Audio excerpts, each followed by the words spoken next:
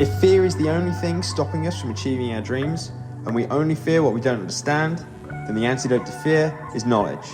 All we have to do is find out who has the knowledge that we need to conquer our fears and achieve our entrepreneurial dreams. My name is Callum Walker, and welcome to the podcast that will help you figure it out and conquer this lonely entrepreneurial journey. And one of the main reasons as to why I found that people can really struggle to stay on track with things is twofold. First of all, it's really important to remember that your clients know what to do.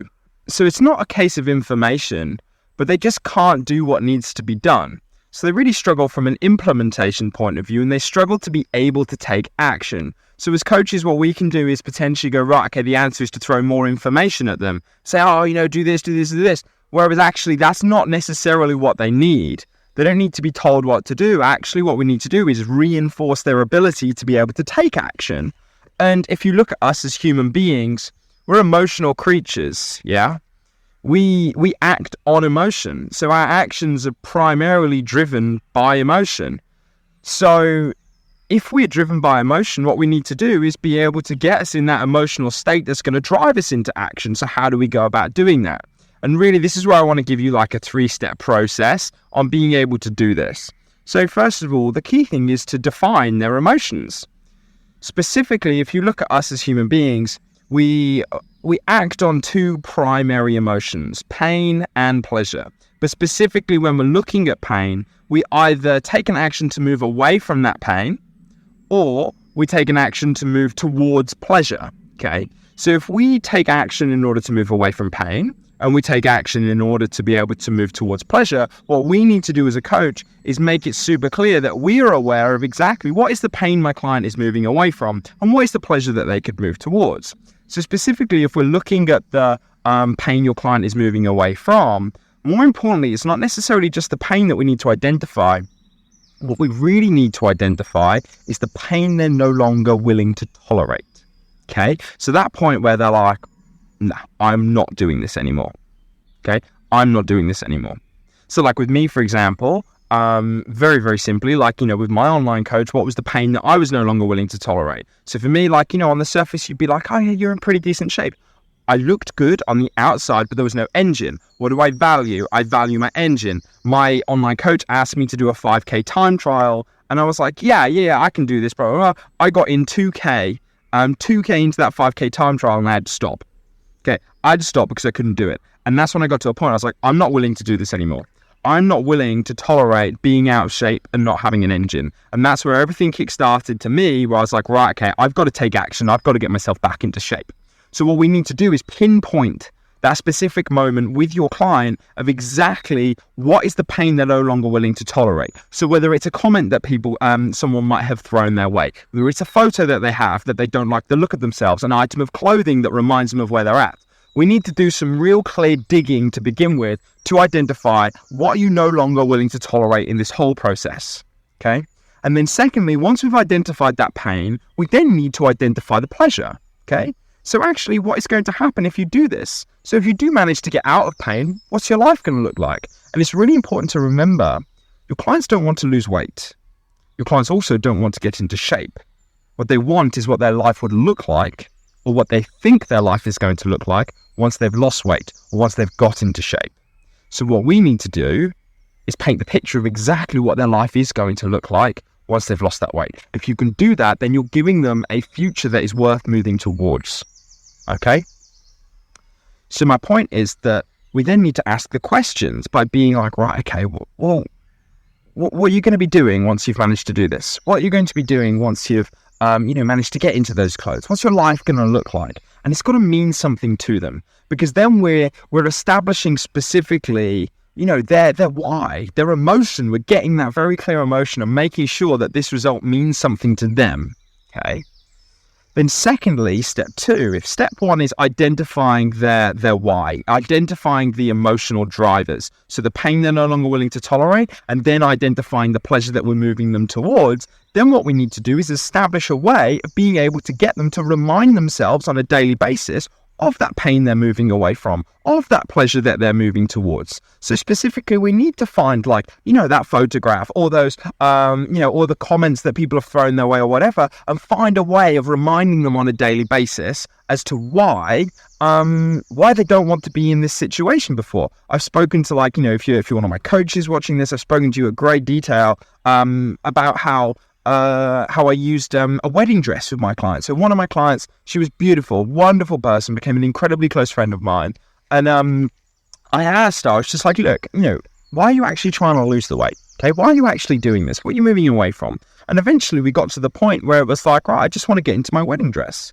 I want to get into my wedding dress because that means something to me. So then what we did was we did two things. One, we got that wedding dress out every single day so she could actually see it in plain sight, which reminded her of where she wasn't, but it also reminds her of where she can be. So she's seeing that. She's got that emotional cue on a daily basis as to what she's moving away from and what she's moving towards. But then secondly, what we did was we used that as a metric. So we used that as the way of measuring progress. It wasn't necessarily the scales, because the scales don't mean anything to your clients. The scales are just a way of potentially measuring long-term progress. And it's a logical measurement. However, what we need to establish is an emotional measurement, something that means something to them. Because when she tried that dress on, I did one of two things. First of all, if she'd been dicking around that week and hadn't been following the plan, she's accountable to that dress. She knows that it's a little bit tight, and I'm not doing this anymore. I want this. This is what I want, and currently my behaviors are not aligned with me achieving this specific goal. But then secondly, if she tried that dress on and it was a little bit looser, then it's like, oh shit, this could actually happen. This could happen. Oh my God. And then we're driven by that motivation of, oh my God, this could potentially occur. So again, what we also need to do within that, remind them of the pain, but also give them a taster of the pleasure they are going to experience. So they need to kind of experience what it is going to be like once they fully follow everything that you actually action, because also that instills belief. And at the end of the day, whatever we achieve and whatever results that we're getting fundamentally comes down to what we believe. So if your client is getting a specific result at the moment that they don't like, it's because they don't believe that they can actually achieve that result. So what we need to do is actually, as coaches, instill the belief into them that you can do this. And the best way to do that is to get them to experience it. So by being able to remind them on a daily basis of exactly what they're moving away from and exactly what they're moving towards, you're also giving them that accountability to their purpose. And then finally, this is something that I would apply to them, but also apply to yourself, which is really, really good.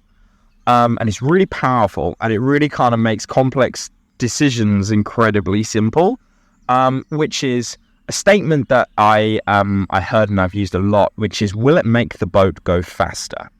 So if I can kind of just really briefly introduce you to a principle, which I learned from, I attended a talk from a member of the 2004 Olympic rowing team. And he was talking about their preparation for the 2004 Olympics. And the rowing team had this mantra of, will it make the boat go faster?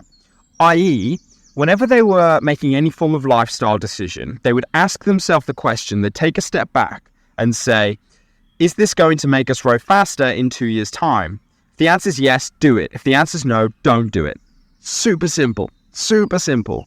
I.e., for us or for our clients, whenever you're about to make a decision that could potentially impact your progress regarding the goal that you're looking to achieve, whether it's you or your clients, asking yourself the question, is what I'm doing right now getting me one step closer to where I want to be or one step further away from where I want to be?